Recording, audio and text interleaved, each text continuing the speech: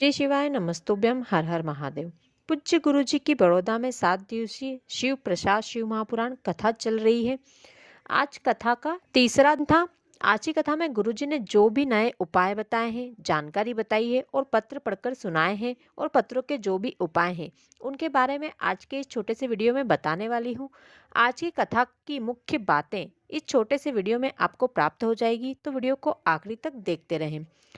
आज कथा में गुरुजी ने अनंग त्रयोदशी के बारे में बताया है।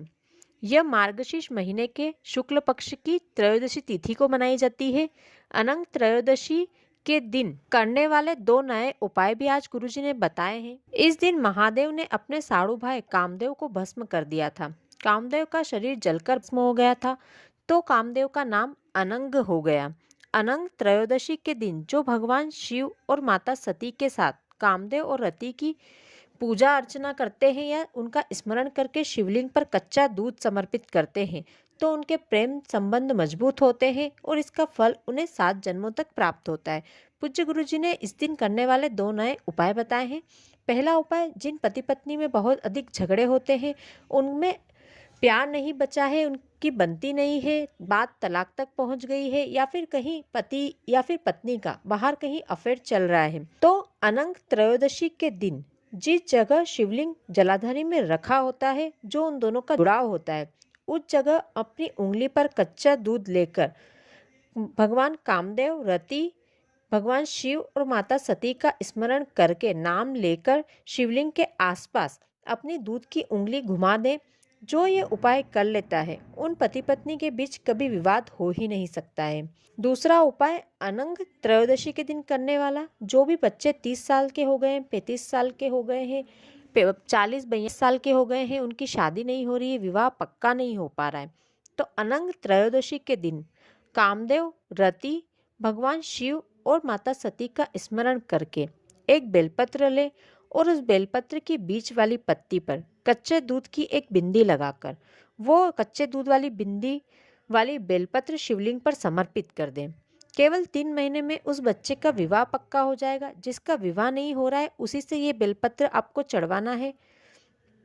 आज की कथा में गुरुजी ने तीसरा उपाय बताया है। यदि आप पर बहुत अधिक मात्रा में कर्जा हो गया है, तो प्रदोष काल में बड़ के पेड़ के नीचे बटकेश्वर महादेव के राम का स्मरण करके एक घी का दिया लगाकर एक लौंग का भोग लगा दे, या फिर एक जल के लोटे में लौंग डालकर उस जल को समर्पित कर दें।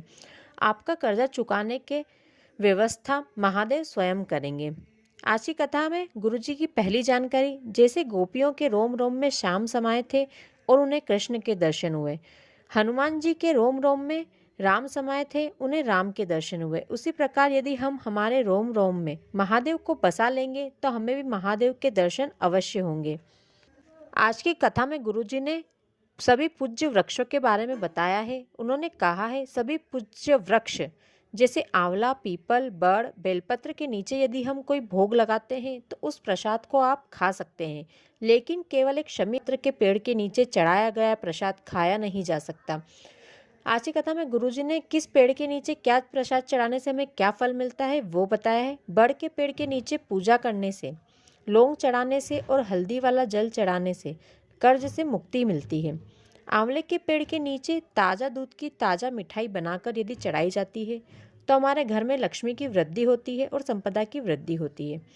सप्ताह में एक बार दूध और जल को मिलाकर शमी के पेड़ के नीचे अवधूतेश्वर महादेव के नाम से चढ़ा दिया जाता है, तो शरीर के सभी रोगों का निवारण हो जाता है। कितना भी बड़ा से बड़ा रोग हो, वो समाप्त हो जाता है। आज की कथा में गुरुजी ने हमें बताया है, प्रसाद हमेशा धर्म की जगह बढ़ता है। जब भी प्रसाद बांटने वाला प्रसाद बांटता है, तो वह अपने वाले को ज़्यादा प्रसाद देता है और दूसरे को कम प्रसाद देता है। यदि कोई व्यक्ति प्रसाद बांटते समय यदि भेदभाव करता है, तो उस व्यक्ति को नर्क का भोगना पड़ता है।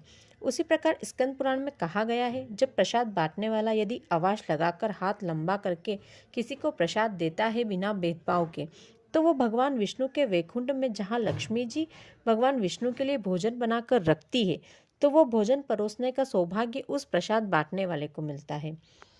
अगली जानकारी, जब भी घर में कोई शुभ काम होता है, तो आम के पत्तों की बंधरवाल बांधी जाती है। उस आम की बंधरवाल के नीचे जब हम घर के अंदर प्रवेश करते हैं या घर से बाहर प्रवेश करते हैं, तो 33 कोटि देवी देवता हमें आशीर्वाद देते हैं, क्योंकि जब कामदेव को भगवान शिव ने भस्म किया था तो 33 कोटि देवी देवताओं ने आम के पत्तों पर आकर कामदेव को दर्शन दिए थे। अगली जानकारी, यमुना जी और ताप्ती जी दोनों बहनें थी।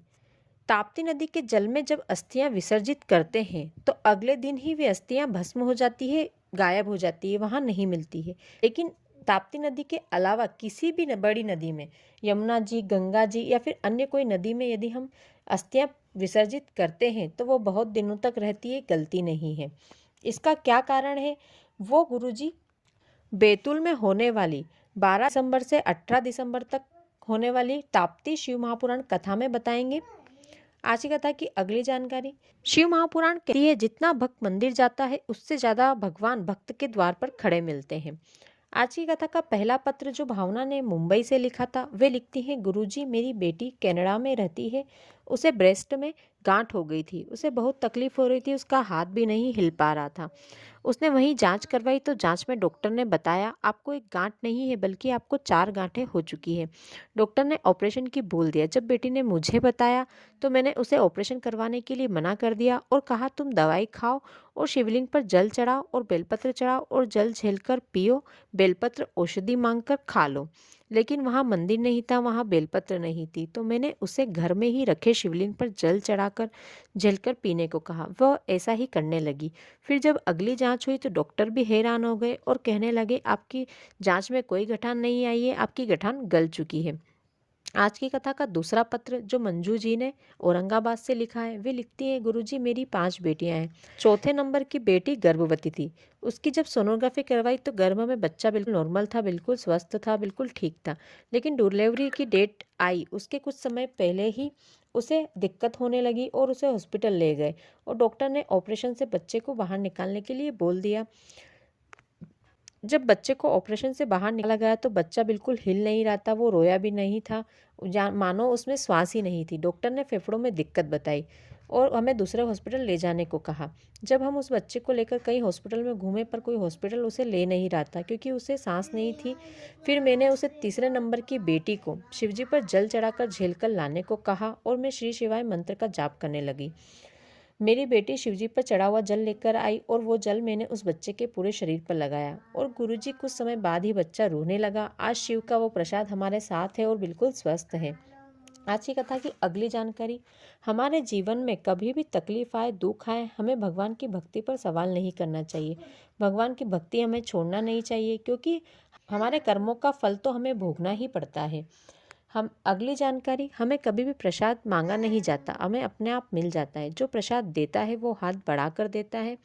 उसी प्रकार यदि आप शिव मंदिर जा रहे हैं, पूजा कर रहे हैं, भगवान भोलेनाथ की भक्ति में डूबे हुए हैं, चाहे आप कुछ मांगे या ना मांगे, भगवान महादेव स्वयं आपको देते हैं। अगली जानकारी, जब महादेव ने वीणा देवी को स्वर प्रदान किया था तब वीणा देवी ने महादेव से अब गुरु को कुछ देने की बात कही थी। तो महादेव ने वीणा देवी से कहा जो भी मेरे मंदिर आएगा आप उसके हृदय में जाकर उसके मन की बात जानेंगी और नंदीश्वर को बताएंगी और नंदीश्वर मुझे बताएंगे और जब मैं प्रदोष काल में भ्रमण पर जाऊंगा तो उसे उसकी मनचाही इच्छा अवश्य ही पूरी करूंगा।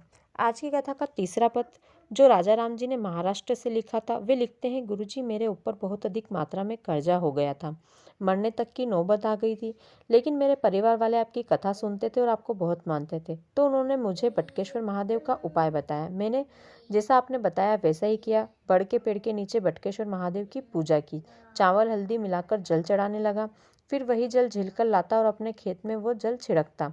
फिर मैंने अपने खेत में मिर्ची की फसल की बुआई कर दी और बाबा की कृपा से मिर्ची की फसल जब आई तो मेरा सारा कर्जा चुक गया। मैं बाबा को धोग लगाने यहाँ पर आया हूँ। ये थी आज की कथा की कुछ विशेष जानकारियाँ, जो उपाय नए गुरुजी ने बताए हैं वो, और जो पत्र गुरुजी ने पढ़कर सुनाए हैं, पत्रों के उपाय। कल की कथा में गुरुजी बताएंगे कि माता पार्वती ने 7 तरह का भोग भगवान शिव को लगाया था और महादेव पार्वती के हो गए। वो 7 प्रसाद कौन से थे, ये कल की कथा में कुछ गुरुजी हमें बताने वाले हैं। तो कल की कथा देखना बिल्कुल भी ना भूलें। यदि आप कल की कथा के उपाय और जानकारी जानना चाहते हैं तो मेरे इस चैनल को अभी तुरंत सब्सक्राइब कर लें। कल की कथा का वीडियो आपको इस चैनल पर प्राप्त होगा। साथ ही यदि आज का वीडियो अच्छा लगा हो तो वीडियो को लाइक करें और शेयर करें, ज़्यादा से ज़्यादा शेयर करें ताकि सभी इस जानकारी का लाभ उठा पाएँ। साथ ही कमेंट में हर हर महादेव, श्री शिवाय नमस्तुभ्यम लिखना बिल्कुल भी ना भूलें। धन्यवाद।